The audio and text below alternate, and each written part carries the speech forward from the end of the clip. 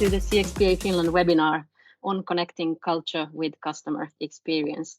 We have today a very interesting speaker joining us, Claire Tidy. Her company, Aegon, has won both the International CX Awards and the UK CX Awards Gold winner at the latest award ceremonies. I hope you're all good and tight sitting in your seats. Let's go. I'm first going to introduce myself, still for those who don't know me. My name is Sirte Pihlaja. I come from the first customer experience agency in Finland called Shirute, and I'm here because what I'm wearing today, which is my CXPA Finland hat, or rather shirt today, which is quite hot for me today because I'm here in the Caribbean, more specifically in Barbados. So it's pretty hot here. Let's hope that you're getting hot as well as we go on and move forward with the show. So what we are going to be talking about today is with Claire. We are going to talk about connecting culture with customer experience and what that all entails.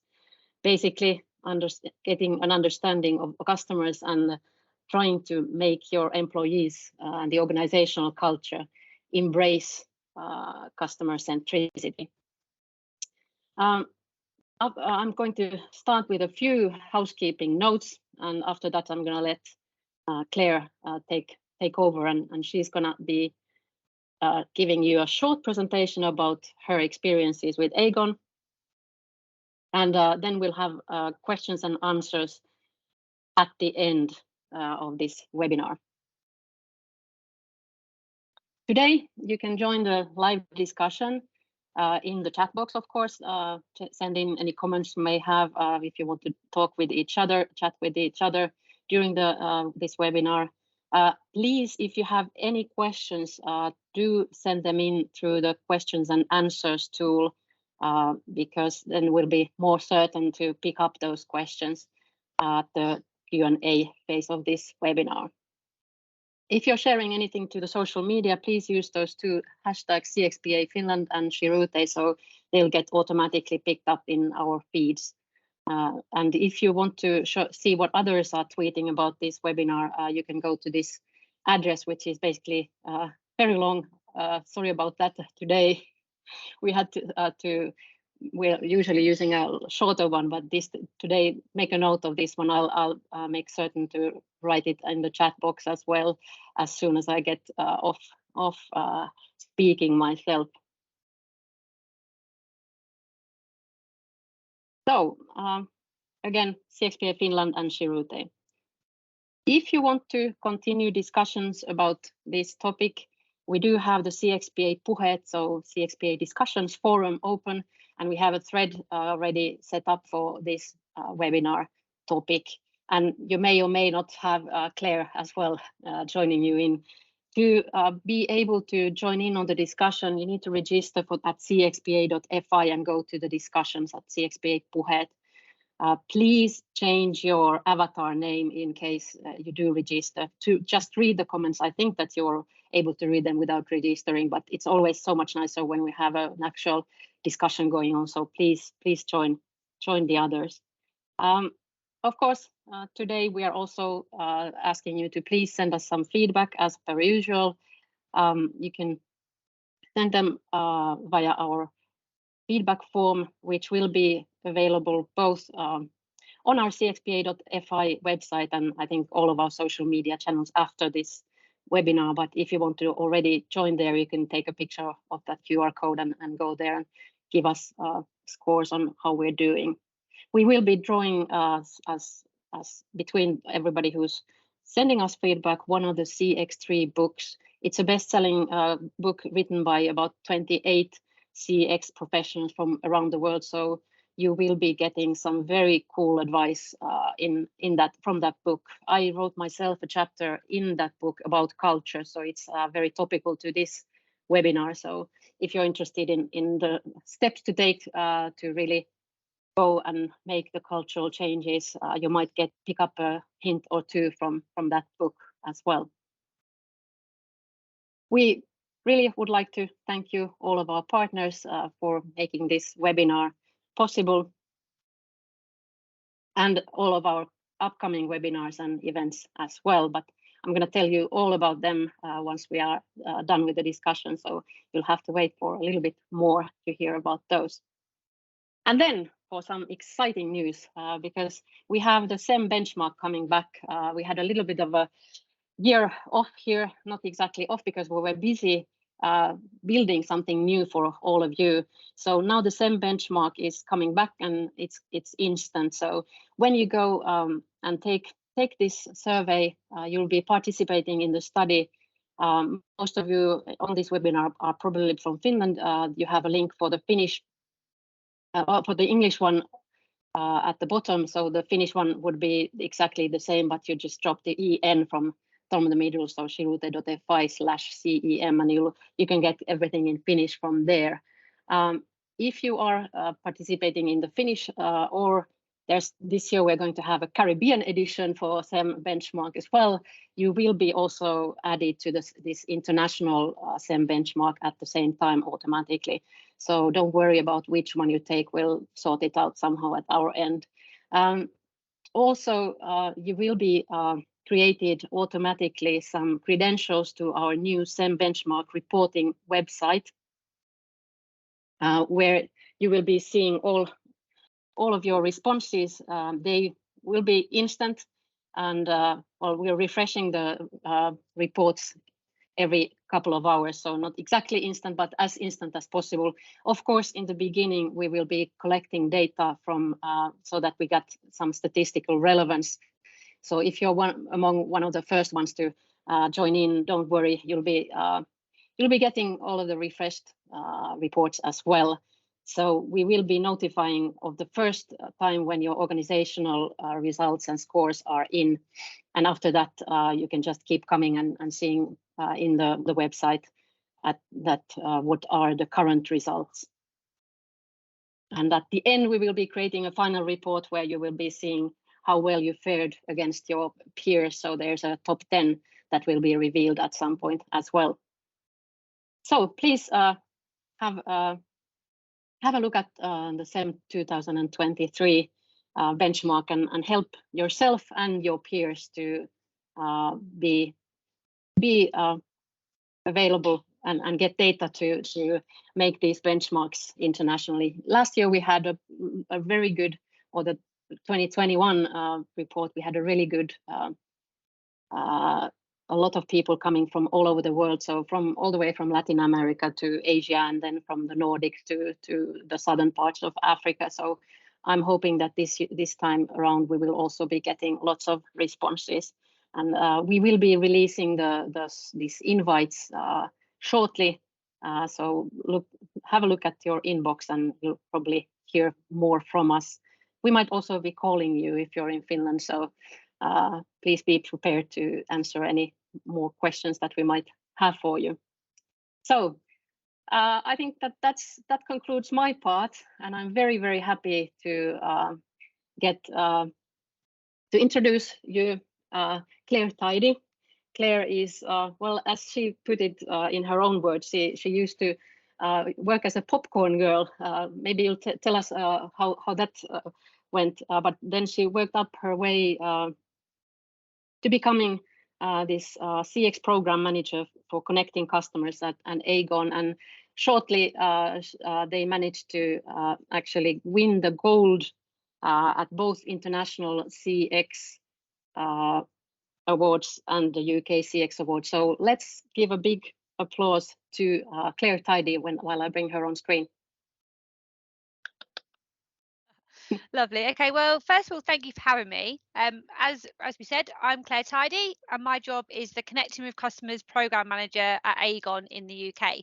And today I'm just going to spend a bit of time speaking with you about how and what we're doing in our UK book of business to bring colleagues closer to both our external and our internal customers, and how that's going to help them to connect their culture with customer experience. Firstly, if you can please a little bit elaborate your opinions on what are the key attributes or characteristics of a customer-centric culture, And indeed, how can organizations nurture and sustain these qualities? Yeah, that's a good question, because I've actually got an answer.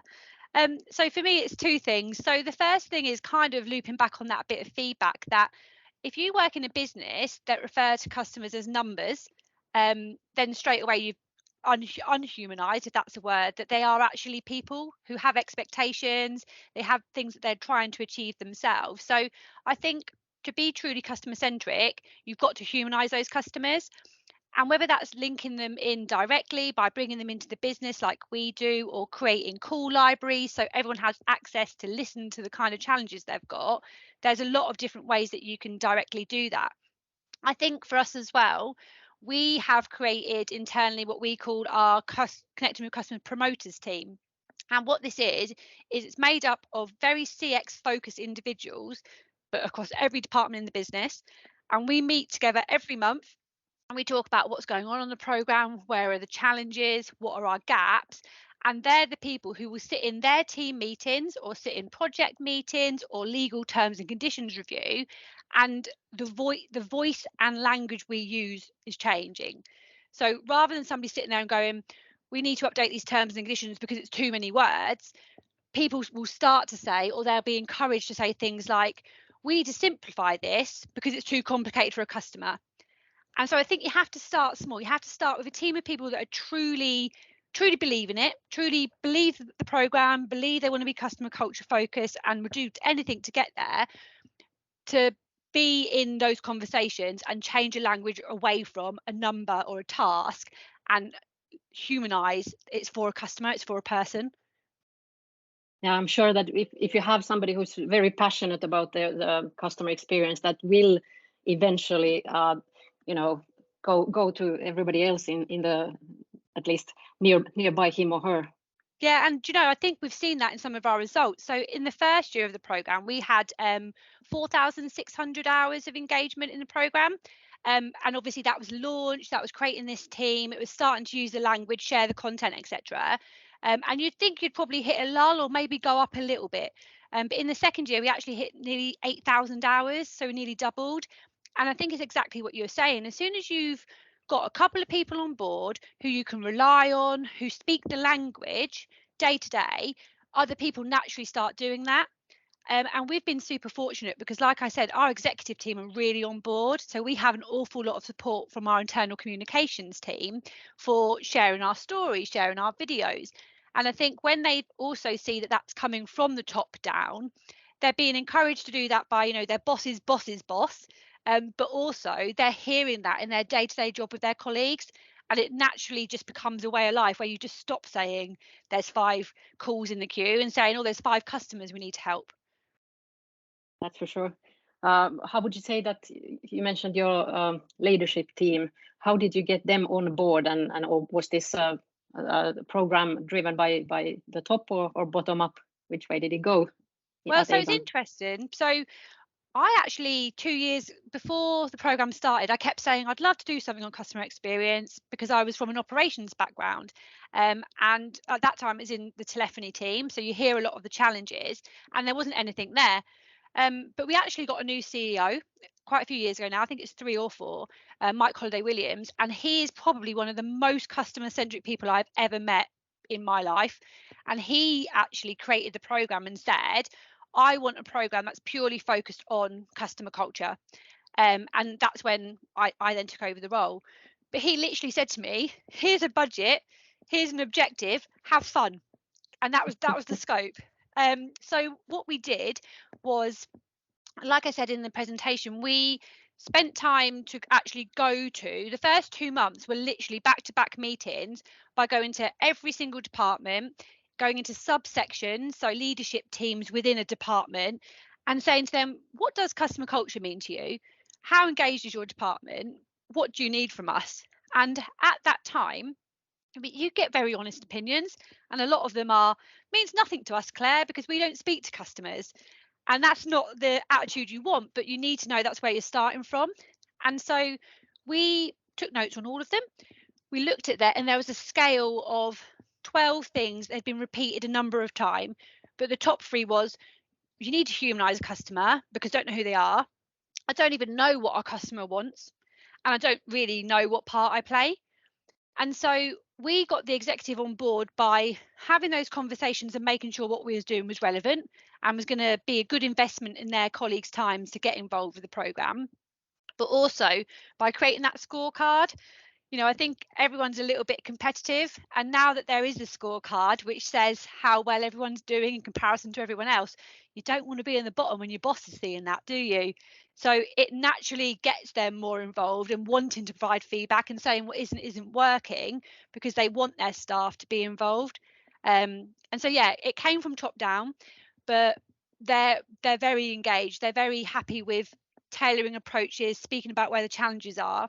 And as long as we keep reflecting on what they told us their problems were, and we do that every quarter through regular check-ins, then we know we're delivering stuff that actually is going to have an impact on them. Mm-hmm. Can you talk a little bit more about the scorecard? You don't need to go into the specific. I'm sure that's off the off the record. But Henna-Riikka here is asking a question about whether and how do you reward people related to customer centricity on your program? Yeah, great question. So for some things, we do prize draws. So, for example, last year I don't know whether you've got it in Finland. Have you got the program Blankety Blank? Have you ever heard of that? Not that I know. No, maybe. No. So it's a game show. It's quite an old game show. I think it's been revived. I'm not sure. Where they would read out a quote, and you and your partner have got to guess the missing word. So last year we actually played Blankety Blank in all of our offices in the same day in a competition, but we did it with our Net Promoter Score comments. And the team that got the most amount of right answers got into a prize draw for like a £25 voucher. And so we do reward them by doing things like games and competitions and making things fun. But also in the UK, we have got continuous professional development targets. And also we've got insurance directive targets for some areas. And all of our content qualifies for one of those two targets. So they get rewarded in regards to their learning hours. But we do also introduce things like the odd cheeky little prize, £25 voucher or a competition, just to drive a bit more engagement. Okay. Please, folks, if you have any more questions for Claire, put them in the Q&A and we'll make sure to answer those. Meanwhile, Claire, can you maybe tell a little bit about the key challenges that you have been facing during this program, and how did you successfully align Aegon's company culture with your customer experience strategy? Yeah, so the challenges, it sounds silly, it's so easy, because there's been one challenge that we've had since the very first day, and I'm not going to lie and say it's not a challenge now, it still is, but it's something that I think we've got better at. And for us, it's been, so within our structure, we've got 12 different departments, and within those departments, you've got your, what I would call like shining star evangelists who live and breathe customer culture. They get involved in every initiative. They've watched everything. You've then got that group of people that engage in the bits that they like, or they link it to their development plan, and they don't have to do everything, but they have engaged. They understand the program's there. But then there continues to be a group of people in most departments who say it's got nothing to do with me, doesn't relate to me. I'm not going to learn anything by watching this video. I've worked here for 30 years. And so for us, the challenge has been that group of people to move them into the middle category of just get involved when you want to then. And the kind of things that we've done for that has been, we get a lot of feedback after every initiative we launch. So we ask people whether they've enjoyed the content type. So, are you a fan of a podcast, or would you rather a video? Did you like our cartoon or our animated game, or would you rather we had a external speaker talk about this topic? And we do gather a lot of voice of employee feedback to make sure what we're delivering is relevant to them and things that they enjoy. But also we do have a lot of like open sessions where we do go and speak to people and say, we can see on here that you haven't engaged in anything. What's missing? Why haven't you got involved? What is it that's holding you back? And you often hear people say things like, I'm just too busy. I haven't got time, which is probably a challenge in every business. And so in the last, I would say 12 months, we've really tried to make sure that we condense and shorten our content so it still hits a deliverable objective, But as part of, let's say, a learning curriculum, for example, which is a suite of modules of information in different media styles on one topic, we make sure that one of them is 5 minutes long. And, you know, nobody can truly sit there and say, I can't find 5 minutes, because everyone can find 5 minutes. Yeah, I can't find 5 minutes for my customers, which is Exactly. And that's why, like, we've done like the call library, because the call library's got calls that are 2 minutes long or 11 minutes long. So the excuse of, you know, I haven't got time has been removed. And I think one other thing we've done, which sounds really simple, is for everything we publish, we've got like what we call our library, our Connecting with Customers library. We now actually say before they go in how long it is, because sometimes it's just a planning piece. You know, if you have got 20 minutes, you think I'm going to quickly go and listen to this, and you log in and find it's 25 minutes, you probably just won't listen. Whereas now we're telling them it is 25 minutes, they're probably going to find a slot in their calendar when they know they've got 25 minutes. And so it's just, you know, the challenge has always been, it's not relevant to me and I haven't got time. So by shortening things and by having a really open voice of employee program, we're able to keep tailoring and shaping it to try and address those concerns. And we've seen that in the increased engagement hours over the last couple of years. I think I call that the 10-80-10 rule, that there's always 10% who have all the time in the world and who are, you know, hyped up and ready to embrace and be very, very customer centric. Then you have the 80% of people in between, which are like, who can go either way depending on what the, I don't know, if the sun is shining. Yeah. then you have the 10 people who are just gonna have their hands crossed and never gonna show up for anything. Exactly. And it's quite interesting you say that. Yeah, frankly, I don't know why they're even working for that company, but that's another question. Yeah, exactly. And leadership. it's funny because when we say about like the sun is shining, I know obviously that's just a reference, but one other thing that we did is we actually put all of our learning content now onto an app, because we was like, guys, you don't have to learn at your desk in your office. Go and sit in the garden, go on a dog walk, you know, on your commute in the morning. You probably listen to podcasts anyway. Why not play one of these ones? And it's about being as accessible as possible, but also just kind of thinking, how can we make this learning not just another boring computer-based training that we have to do once a quarter, and how can we make it fit into people's work routines and their lifestyle? And so, you know, in the UK at the minute, the weather's pretty gorgeous. So, you know, if I'm going on a dog walk, then I can play a podcast and get learning time for that and finish half hour earlier. And so it's just thinking about these little things that actually, if we did this then, would we get more engagement? And we do. So it's just being flexible and listening to what they're saying about time and challenges, and I can't fit it in, and making it fit in. The more I listen to you, the more I think that you are really putting some thought into this program, in the sense that you're thinking about all the possible challenges that people might be facing with, and all the possible excuses at that time as well. What about onboarding? How do you onboard new employees, and how does the training program catch up for them in the long run? Yeah, great question. So actually, really good update on this one recently. So we have a AUK induction. So everybody within Aegon goes through an AUK induction, which I believe is 2 days long, that gives a really general overview of Aegon UK business. And we do have a slot in there that's about 20 minutes where they talk about the programme, and they say, you know, you should get involved. There are going to be links. There's an online community. So it's kind of like an internal Facebook site, which is really popular, very active. But what we are doing, because, you know, I suppose it's worth reminding everyone, this is only a 2-year-old program. It's still a baby. It's still growing. But one of the active tasks that myself and my promoter team are working on at the moment is to build this into our department inductions. So when everyone leaves their 2-day AUK induction, they go into a department induction. And some of them have already got things like live call listening as mandatory. So everyone should be signing up. Regardless of the team, you should hear what our customers have to say quite early on. And then the other one is our customer curriculums. So we have got 2 curriculums which tell us all about who are our customers, what do they need from us, all the questions that we have, but they're done in, you know, some podcasts, some videos, some animation. So there's lots of different things in there to engage with. And we've currently got a project to put that into every department's local induction, but again, tailoring that for, you know, do risk need this video, or do technology need this video, and making sure that what we're putting in there is relevant. Because if that's your first exposure to something and you think this has got nothing to do with me, or I've got nothing being taken from this, they're not going to get on board. And so, yeah, we're including the UK induction, and we've got our active programme, which we're about halfway through of introducing that into all department inductions as well. Okay. In your experience, what role does storytelling play in shaping and reinforcing a customer-centric culture?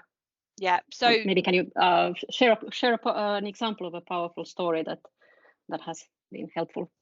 Yeah, absolutely. So for me, this is the most important part of a customer-centric culture. So we regularly, like I said, invite customers in. And we do find that when we record a podcast with a financial advisor or a video with an end customer, the view rate and the hit rate on those is probably 3 or 4 times higher than anything with just an internal guest. And for example, we had a call library built, and one of our categories quite early on was vulnerable customers. And in that library, it had difficult calls. We'll be very honest. It said that before they went in, it warned them that some of them were going to be difficult.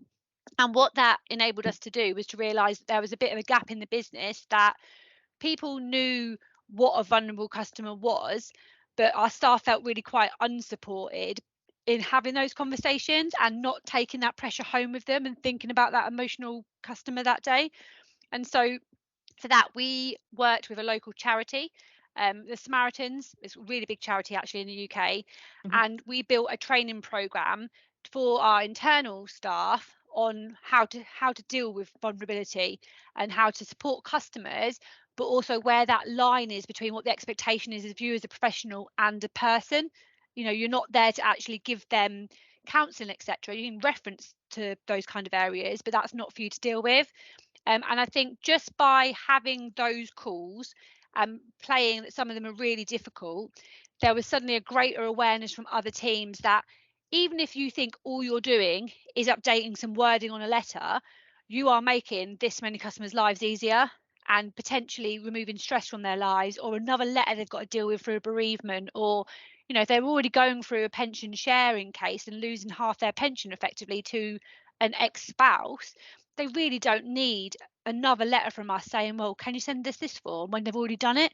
And so, yeah, I think having sometimes you've got to listen to difficult things to realize that you should do something about it. And that helped us with training and then dealing with vulnerable customers, but also just the awareness of actually how hard some of these calls are and how little changes can make a big difference. Yeah, thinking about the employees, how do you measure the impact of customer-centric culture on employee satisfaction and engagement? You mentioned these engagement hours, but are there any other metrics? Yeah, so we have 3 metrics, so 3 key metrics. So the first one is our engagement hours. So how much content has actually been digested, how much time are they spending on their customer centricity program. That's our first one. Our second one is actually a knowledge increase. So for every initiative we do, we track the improvement in knowledge on those sessions to make sure that they're learning something from them. And so we track that everything has at least a 20% knowledge increase.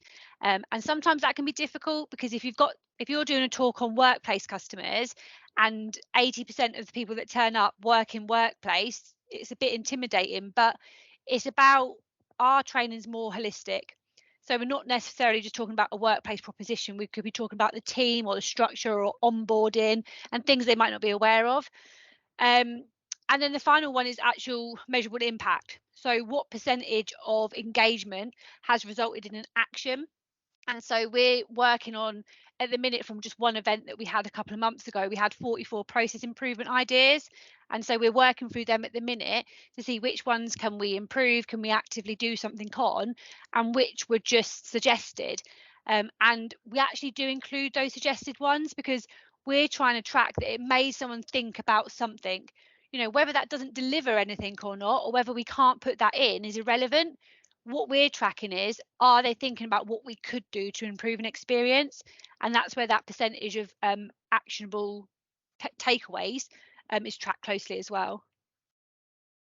Okay, I'm going to let you spare your voice for a second there. Let's give a minute or so for people if you want to ask any questions, so that you can actually think of any questions, because we've been speaking the whole time here. So I'm so happy that we got you on board, Claire, because what you're sharing with us here is really relevant to everybody, and you've been doing such a great job. And I'm not wondering at all why you got awarded both in the international and in the UK CX awards. I think So it's just one of those things when you're like passionate. I think I've only been in CX for 2 years now, customer experience, and I think what you've realized is that when you're like truly passionate about something and when you truly want to see an improvement, it makes it easier. Because I think, I know that a couple of my colleagues are on here who I work with closely, but I think being genuine working in CX and wanting to see an improvement like makes a big difference. And when you don't see it as your job, and you see it as just a way of life and the best way we should be, I think it just makes it natural.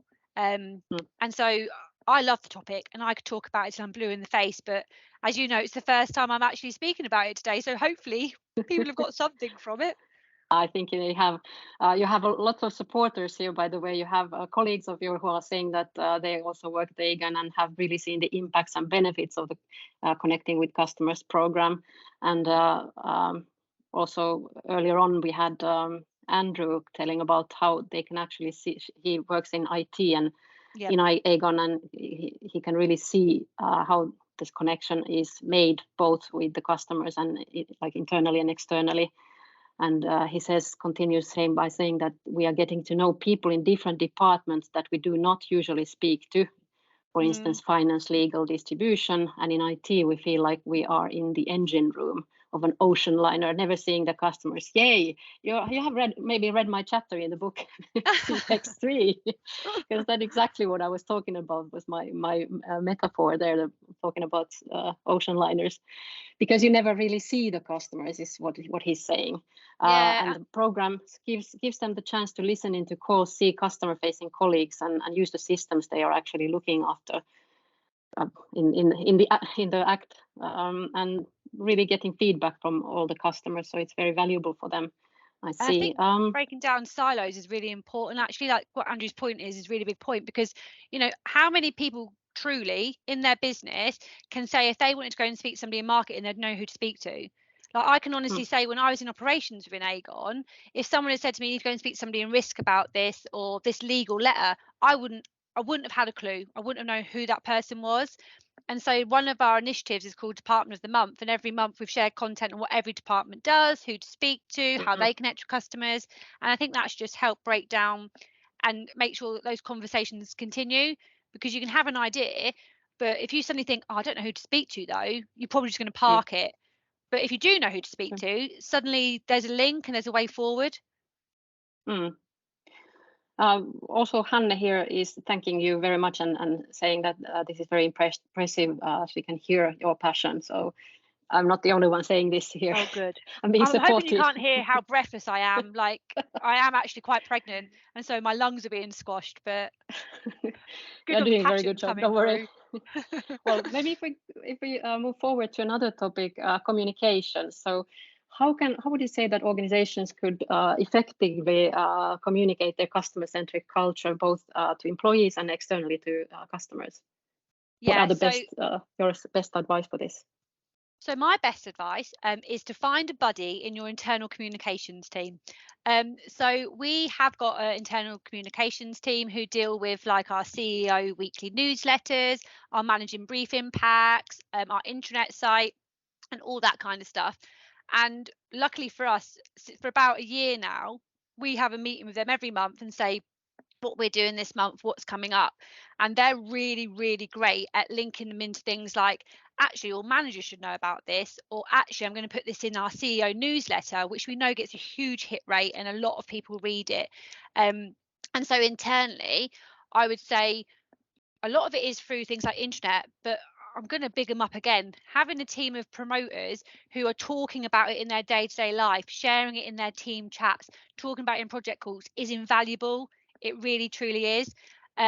Externally, what we've done, probably not enough, because again, it is still a bit of a baby project, but we have created things like animations for our advisor firms to show them about how we've now got a program that is purely based on customer culture. because, you know, when it comes down to choosing between us or another provider, if they understand that we spend a lot of time and energy to make sure our staff know who our customers are, what are their needs, how do they need to be treated, that plays a really big part in that decision process. And so for us externally, we could probably do a bit more, I'm not going to lie, but we have been having conversations more recently about advertising on our website that we've got this program, and, you know, using our LinkedIn, for example, to showcase about the wins and how we're doing, and that kind of thing. But internally, you've just got to have some advocates. You've got to have people who are passionate, believe in it, want it to do well, and happy to invest their own time above their job to do that. And then the message and the culture gets out there, and then you start seeing those gradual changes. I think also internally it's very important that your leadership shows the way, in the sense that they're not just not empty words, but they're actually standing behind them, because people will know very fast if they're really supportive of this kind of programs and customer centricity and all of that. I think we're coming to the top of the hour. You keep getting lots of cheers here and about your passion and all of that. So doing good there.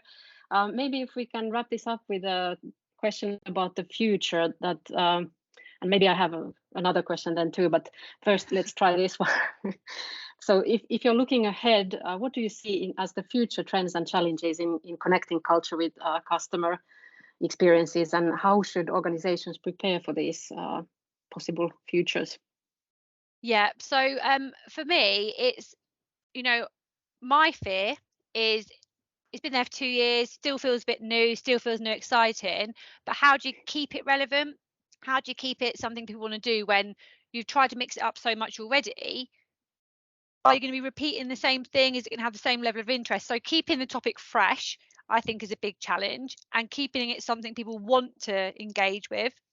I think the other challenge is, like I said, that group of people that don't think it's relevant to them, even when you ask it and tailor it. But I think you've got to be direct. I think you've got to go to those people and tell me why. Tell me why this doesn't impact you. Tell me why you've not engaged. I think as a industry, culture is quite challenging because it's difficult to link it back to a measurable benefit, a business benefit.